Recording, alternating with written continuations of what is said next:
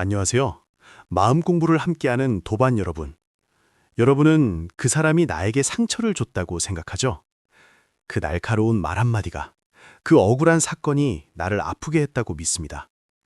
하지만 정말로 나를 견딜 수 없을 만큼 고통스럽게 만드는 건 그 순간이 아니라 그 다음입니다. 많은 분들이 평생을 오해 속에서 살아갑니다.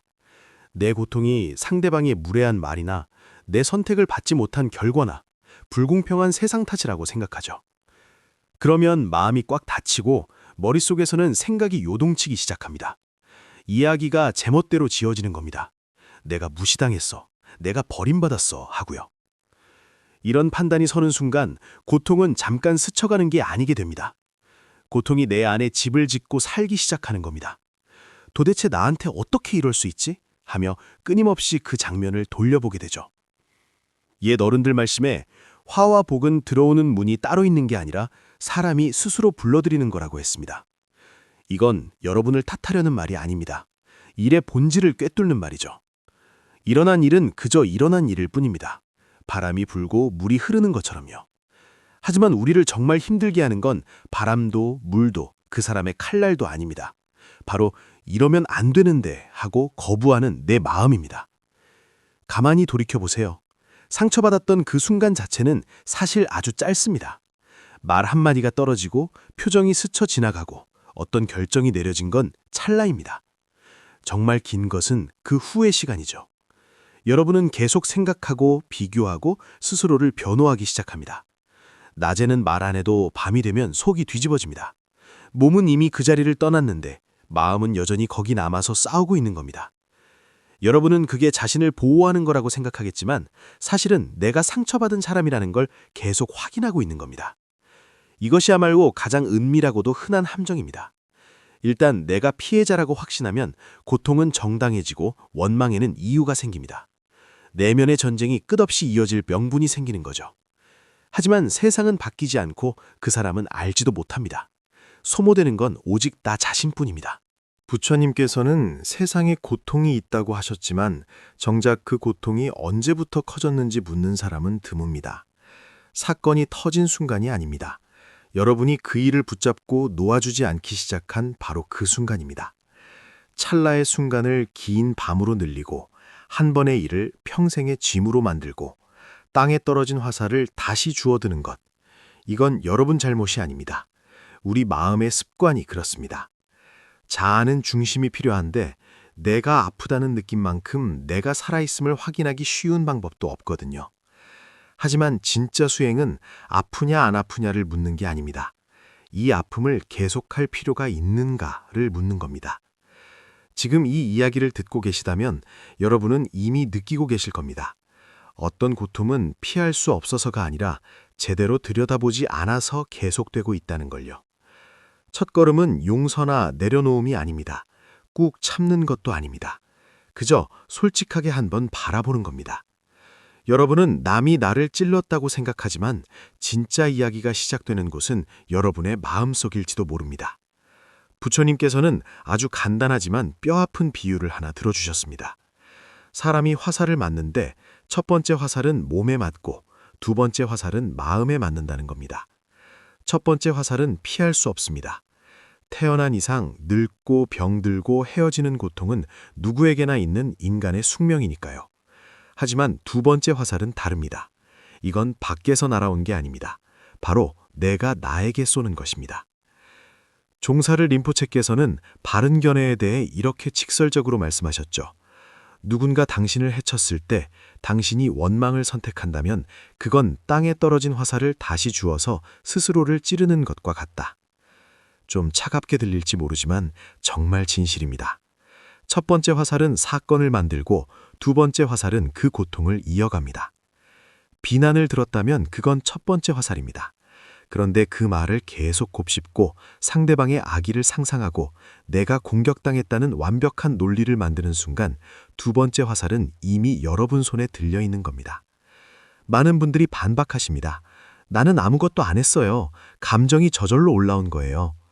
하지만 자세히 보세요. 감정은 저절로 길어지지 않습니다. 해석이라는 연료가 필요해요. 우리가 이유를 갖다 붙이는 순간 고통은 찰나의 생리적 반응에서 긴 서사시가 되어버립니다. 옛글에 마음이 생기면 온갖 것들이 생겨난다고 했습니다.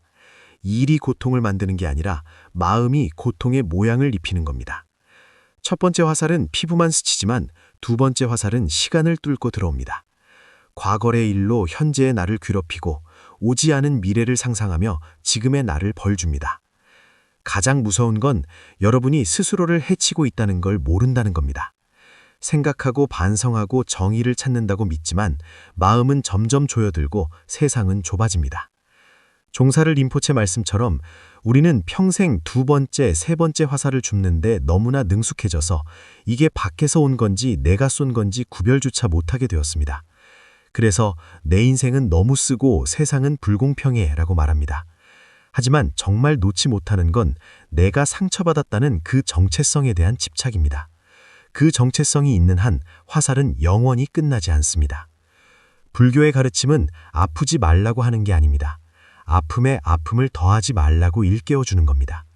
첫 번째는 운명이지만 두 번째는 습관입니다. 운명은 선택할 수 없어도 습관은 알아차릴 수 있습니다. 수행이 진짜 시작되는 곳은 상처받지 않는 곳이 아니라 내 고통의 일부가 세상이 아니라 내가 쥐고 있는 손에서 온다는 걸 깨닫는 순간입니다. 너무 오래 쥐고 있어서 놓을 수 있다는 사실조차 잊어버린 그 손 말입니다. 누군가에게 고통을 멈추고 싶으냐고 물으면 다들 고개를 끄덕입니다. 하지만 원망을 내려놓겠느냐고 물으면 망설입니다. 원망은 고통스럽긴 하지만 나에게 확실한 위치를 주거든요. 나는 피해자야. 나는 억울해. 이 말이 사실을 말하는 것 같지만 실은 피해자라는 신분을 덧입는 겁니다. 이 신분이 있으면 내면을 들여다볼 필요 없이 모든 불행의 원인을 밖으로 돌릴 수 있으니까요. 옛사람들은 이미 간파했습니다.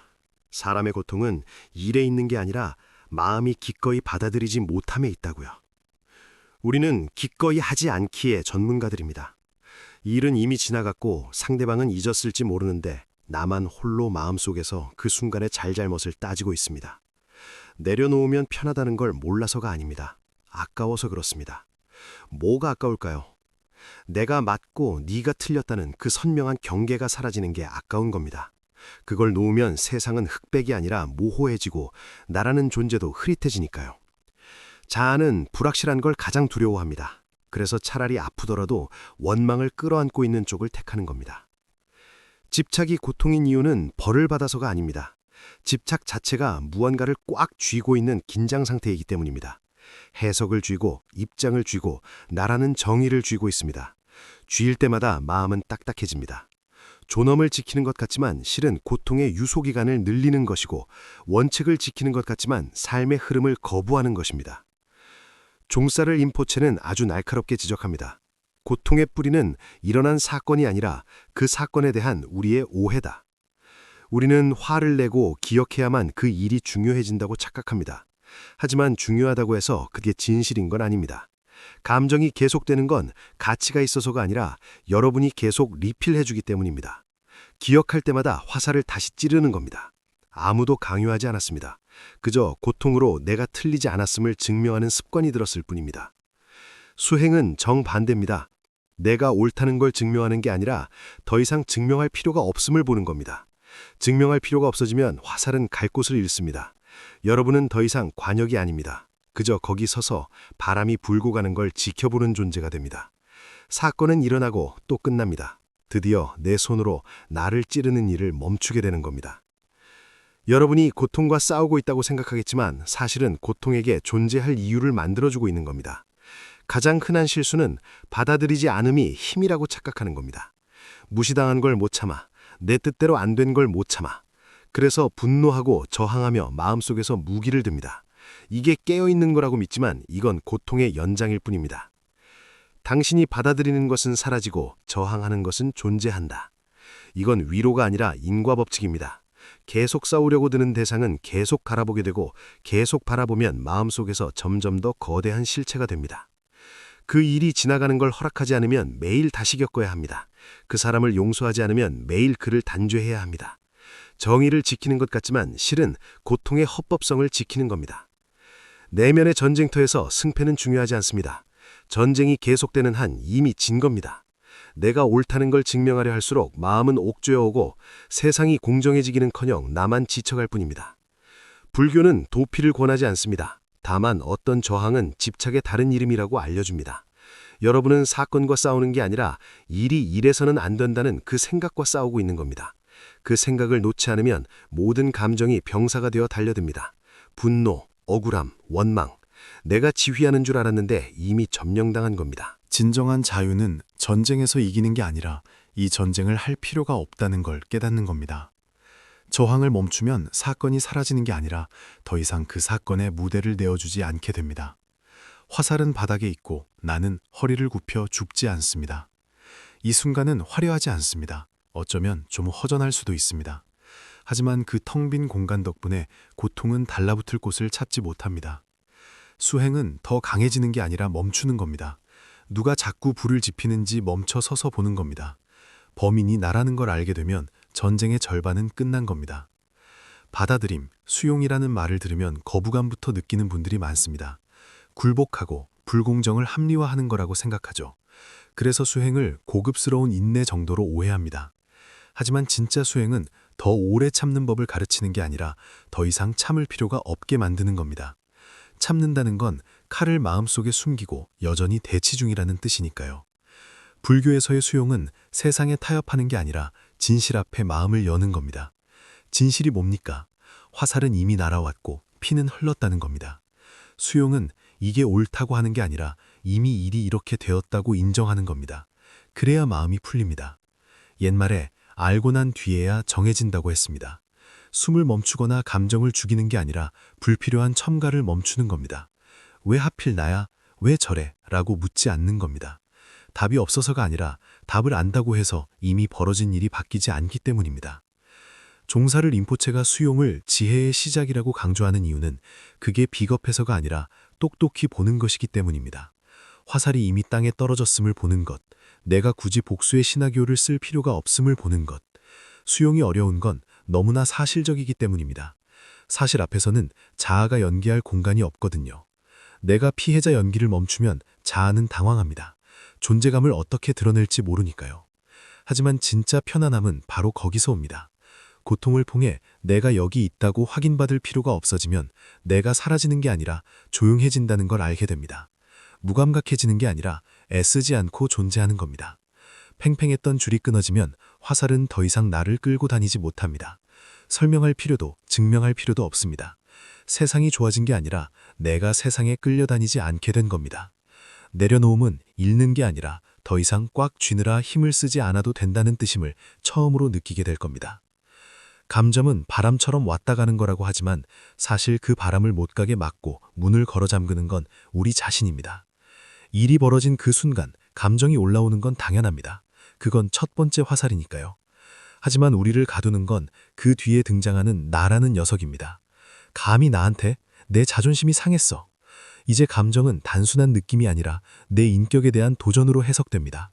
불교에서는 이걸 아집이라고 합니다. 감정을 느끼는 것 같지만 사실은 내 시나리오를 지키고 있는 겁니다. 나는 이런 사람이고 세상은 나를 이렇게 대우해야 한다는 시나리오 말이죠. 이 이야기가 성립되면 감정은 문지기가 됩니다. 분노는 잊지 말라고, 원망은 놓지 말라고 속삭입니다. 그래서 이해하기 위해서가 아니라 상처받았음을 확인하기 위해 끊임없이 되새김질합니다. 대부분의 사람들은 생각이 일어나는 건 보지 못하고 아픔만 느낍니다. 누가 이 아픔의 무대를 제공하고 있는지 보지 못합니다. 가만히 들여다보면 감정 자체는 짧습니다. 정말 긴 건 감정에 대한 여러분의 태도입니다. 자꾸 뒤돌아보니 감정이 주인이 나를 아직 필요로 하는구나 하고 머무는 겁니다. 종사를 림포체는 고통이 적이 아니라 오해가 적이라고 누누이 말씀하셨습니다. 우리는 감정이 남아있으면 일이 안 끝났다고 오해합니다. 사실 일은 진짜 끝났는데 내가 안 끝내고 있을 뿐입니다. 진짜 수행은 감정을 억누르는 게 아니라 감정이 나와 동격이 아님을 보는 겁니다. 자아가 옛날 이야기를 들려줄 때 그 소리에 반응하지 않고 가만히 있으면 이야기는 힘을 잃습니다.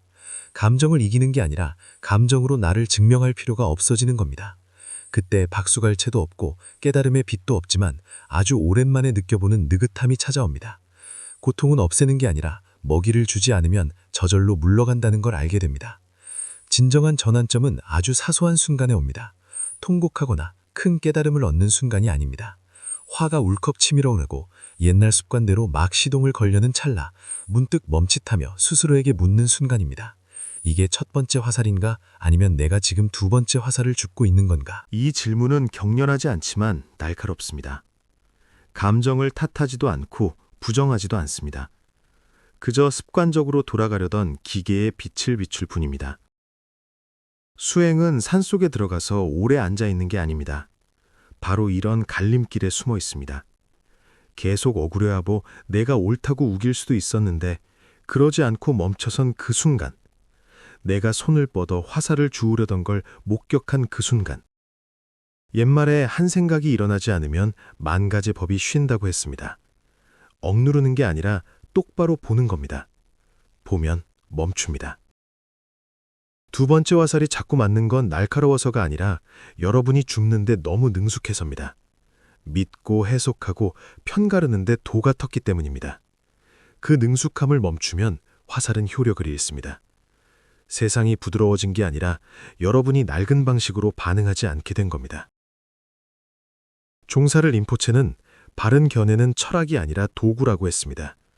다 이해한 뒤에 수행하는 게 아니라 아, 또 시작이네 싶은 그 순간에 쓰는 도구라는 겁니다.